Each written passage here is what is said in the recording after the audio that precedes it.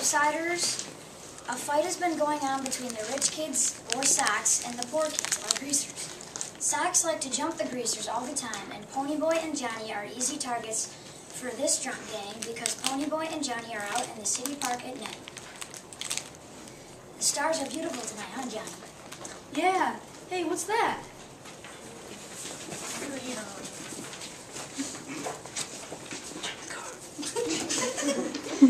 Well, look what we got here. A couple of greasers. Randy, Joe, grab them. Oh, no! I think this one needs a bath. It'll be my pleasure to give him one. No, I will. Dang, I want... Dang, I wanted to give the pipsqueak a bath. No, stop it! What the heck? Joe, let's get out of here before he stabs us too. Let's go. See you, suckers. Johnny, killing someone could get you put in the electric chair.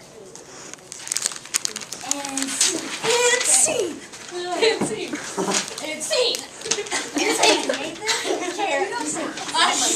Are we done, Jane? Oh, yeah. Give me a hand, baby.